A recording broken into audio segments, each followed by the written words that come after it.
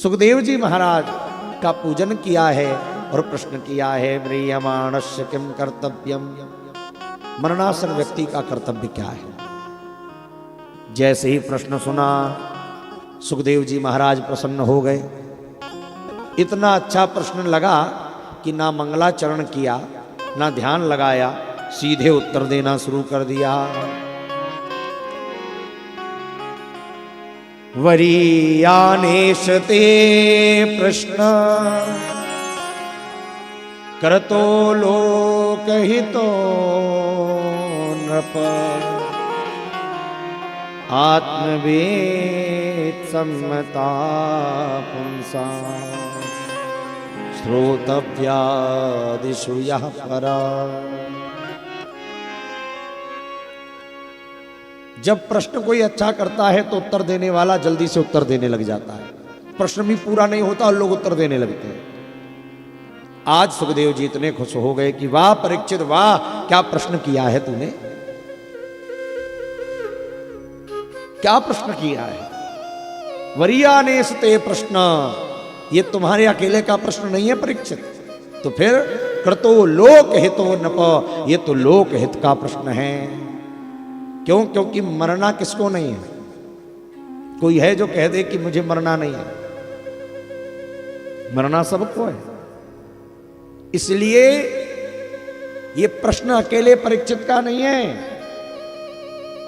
मरना सबको है, सबको श्राप लगा है।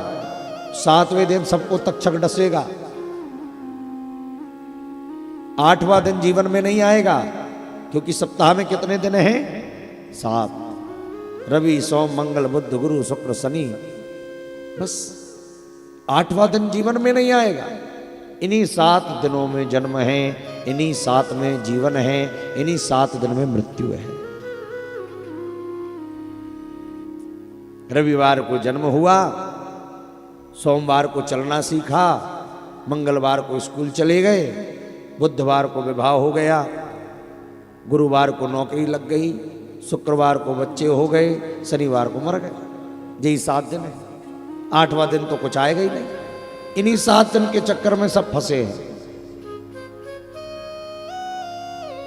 7 ही ग्रंथियां हमारे शरीर में हैं।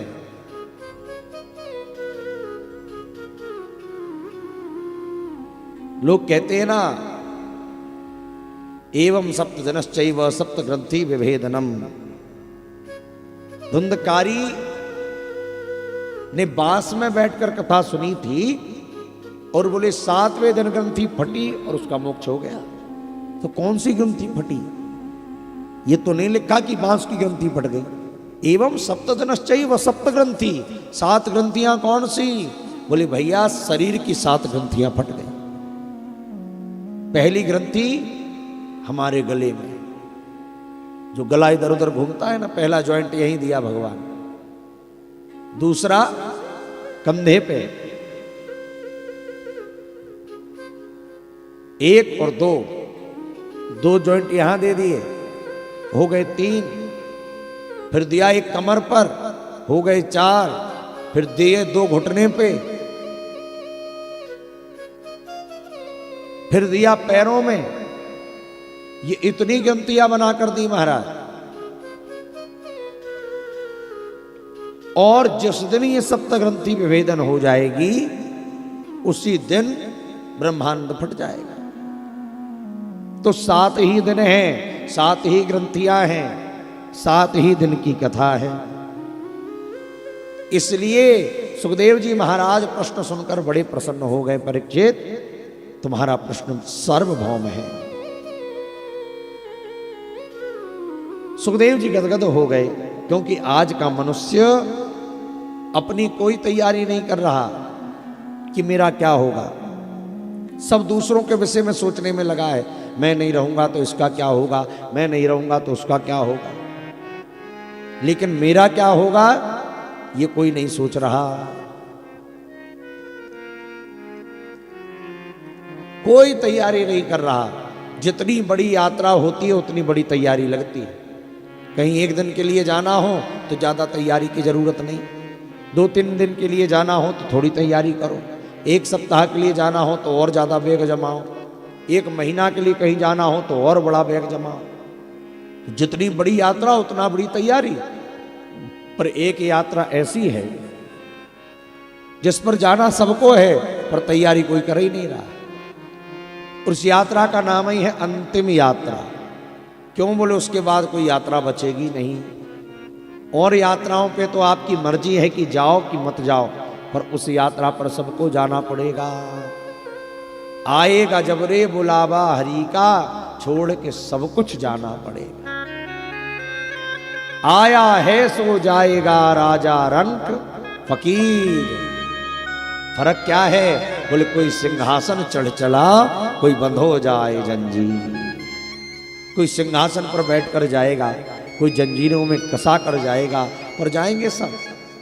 ट्रेन में अलग अलग डब्बा है, कोई जनरल कोच लगा है, कोई स्लीपर कोच लगा है, कहीं एसी का कोच लगा है। अब गाड़ी एक ही है, जिसकी टिकट हो उस डब्बे में बैठ जाए।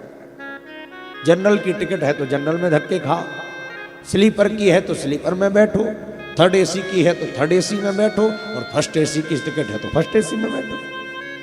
अब लोग कहें भैया कहीं भी बैठ जाओ, ट्रेन तो एक ही है। अरे जाएगी तो एक ही जगह, जहां एसी का डब्बा रुकेगा भाई जनरल का रुकेगा।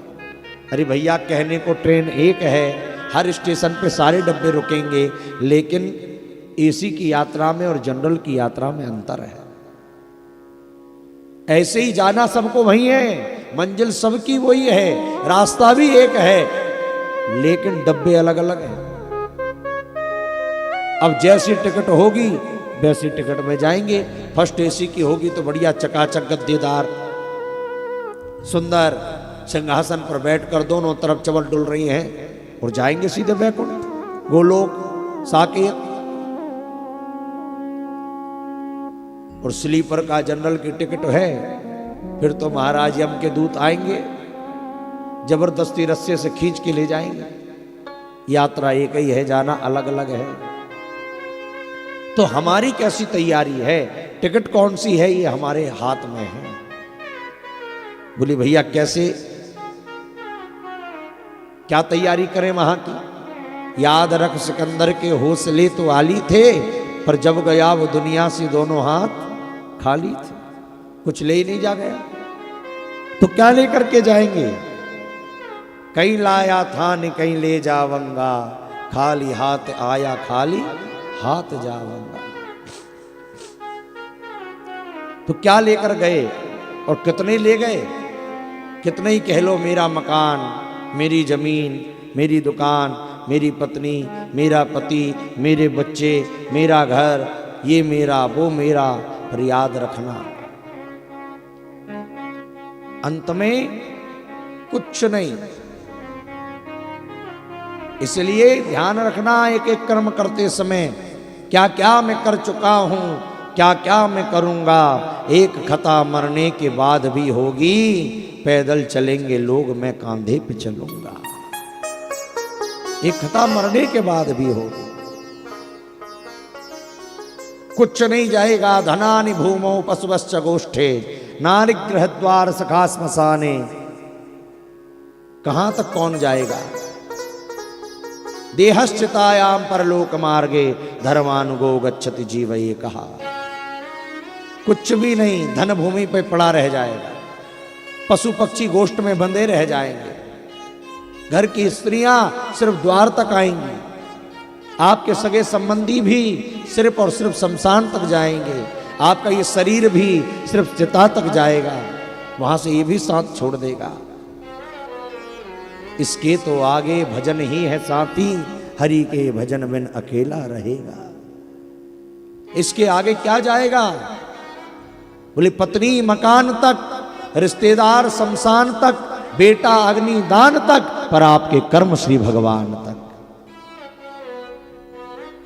ये जो कमाई कर रहे हो ना, ये साथ जाएगी और तो कुछ नहीं। लोग गाड़ी लेने जाते हैं ना, तो 4 बार पंडित जी से मुहूर्त निकलवाते हैं। महाराज देखना कौन से दिन लाएं, कौन से कलर की लाएं, कौन के नाम से लाएं।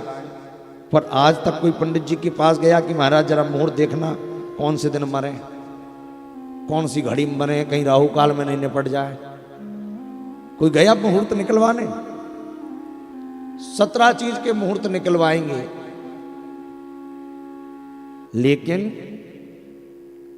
जब स्थिति आएगी और महाराज उस समय कोई मुहूर्त निकलवाने नहीं आएगा। जब डोली तैयार होगी कोई नहीं पूछेगा भैया कौन सा मुहूर्त चल रहा है, अभी निकालें कि कल निकालें। लोग कहेंगे जल्दी करो जल्दी। परमात्मा की बड़ी कृपा है, भगवान ने कुछ चीजें तो इतनी बढ़िया कर दी। बोले महाराज अन्न में भगवान ने दुर्गंध डाल दी। अगर अन्न बसाता नहीं तो लोग महाराज गरीब तो भूखे मर जाते। ये पैसा वाले पूरे महाराज टैंक बनवा बनवा के सब जोड़ जोड़ के रख लेते फसल। अगर गेहूं खराब नहीं होए तो लोग तो रखे ना सालों महाराज, पर भगवान ने ऐसी घुन लगाई, रख के देख लो 2 साल अपने यहां पे ही बेचना पड़ेगा। भगवान ने अन्न में घुन दे दी कि ज्यादा कोई जोड़ ना पाए। दूसरा भगवान ने शरीर में बदबू दे दी। अगर शरीर से बदबू नहीं आती ना तो ये जलाते थोड़ी लोग बाग, सुखा सुखा के धर लेते महाराज, टांग देते लाइन से। बोले जी हमारे 8वें नंबर के बब्बा है, जी हमारी 4 नंबर की दादी लटकी है। पर ऐसी बदबू दी भगवान ने कि 2 दिन नहीं रख सके कोई। वे तो देखे महाराज जल्दी जितनी जल्दी हो जाए सोई ठिकाने लगा।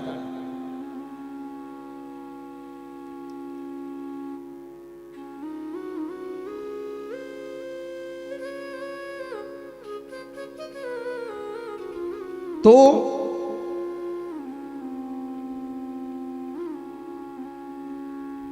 सुखदेव जी ने भी यही कहा, परीक्षित आज व्यक्ति अपनी मृत्यु की कोई तैयारी नहीं कर रहा कि मुझे मरना भी है, मुझे जाना भी है,